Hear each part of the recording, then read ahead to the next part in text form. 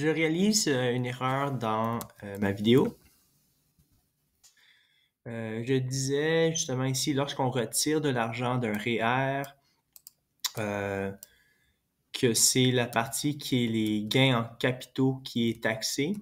Mais en effet, euh, je montrais un peu ceci. Je disais que ça va être imposé entre 26 et entre 13, mais ce n'est pas le cas. Ce n'est pas le cas.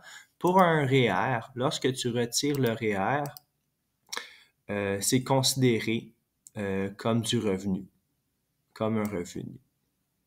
Donc, finalement, si tu retires 100 000 de ton REER, eh bien, c'était comme si tu avais gagné 100 000 cette année-là. OK? Donc, ça va être imposé au complet. Donc, tu n'as pas payé pour le REER de l'impôt euh, lorsque tu l'as cotisé. Mais maintenant que tu retires, là, c'est le moment que ça va être imposé au complet. Donc, même les gains en capitaux, même les investissements originaux. Donc, le montant total, le montant qui est retiré, donc le 100 000. Donc, si tu voulais retirer vraiment le 1 232 000 ça serait imposé au complet, au complet. Ça serait pas à moitié chemin entre les deux, là. Ça serait effectivement, on irait prendre la calculatrice, on mettrait ce montant et ça serait justement exactement ceci qui resterait dans ta poche une fois que le retrait est complété. OK? Donc, auparavant, je semblais dire que c'était un peu entre les deux. Ce n'est pas le cas pour le REER. Le REER, ce sera imposé au complet, au complet, comme si c'était un revenu. Parce que ce n'est pas imposé au début, mais forcément, ça va l'être imposé à la fin. Cependant, ce que je décrivais ici du entre les deux, ça va être vrai. Ça va être quelque chose qui va s'appliquer, pas pour le REER, mais plutôt pour les comptes non enregistrés. Car dans les comptes non enregistrés, il y a une partie de l'argent que tu mets à chaque année, l'argent que, comme par exemple le 32 000 que tu mets ici à chaque année, ce 32 000, tu as déjà payé de l'impôt sur ce 32 000. Ce 32 000, il vient du revenu de l'année et ce revenu de l'année, à chaque année, tu payes l'impôt pour avoir de l'argent dans ta poche et l'argent de ta poche, tu peux le mettre dans un compte non enregistré. Donc, ce 32 000 a déjà été imposé, il ne se fera pas imposer encore. Cependant, comme je disais auparavant, les gains en capitaux qui proviennent du 32 000, donc pas le 32 000 lui-même, mais les gains qui viennent de ça, donc par exemple l'excédentaire ici de 5 bien, les gains en capitaux, l'augmentation ou l'appréciation du capital, de l'argent que tu as investi, ça va se faire imposer. Donc finalement, il se retrouve ici dans le 2 millions. Il y a de l'argent qui provient de tout l'argent que tu as mis au fur et à mesure.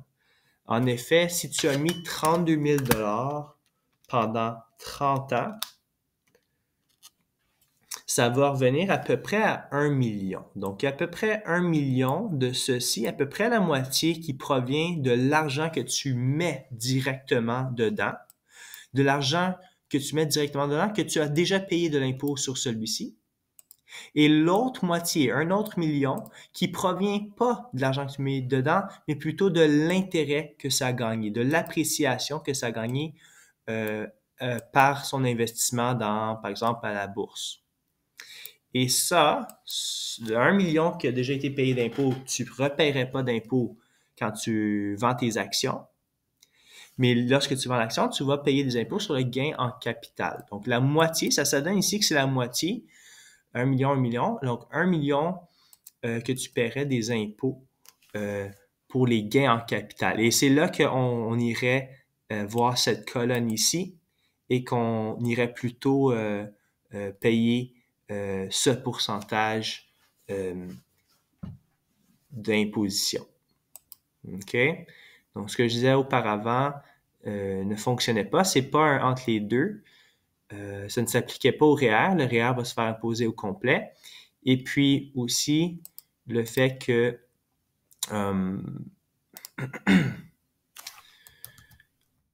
ce montant ici ce sont seulement les gains en capitaux qui se font imposer. Et dans cette situation, c'est la moitié qui s'adonne à composer ce montant. Alors, on peut dire que ça va être la moitié qui n'est pas imposée, puis la moitié qui va l'être imposée. Alors, on pourrait penser à prendre ce montant, le montant ici, là, disons, le montant ici, puis faire la moitié de ça pour trouver le total lorsqu'on retire le tout. OK.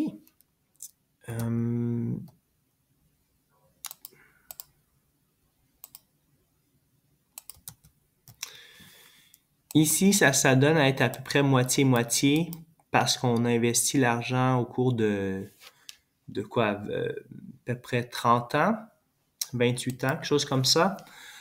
Mais si l'argent est investi moins de temps, alors la majorité de ceci serait composé de l'argent placé manuellement, qui a été placé par des paiements qui viennent de son revenu à cause de son travail.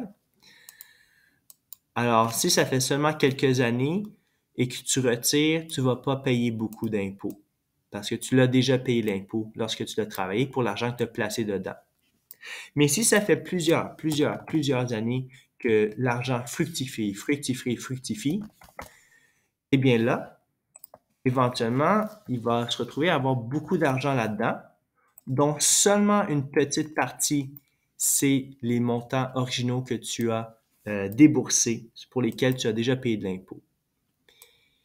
Et une grande partie sera composée des gains en capitaux de tes actions ou tes placements ou peu importe.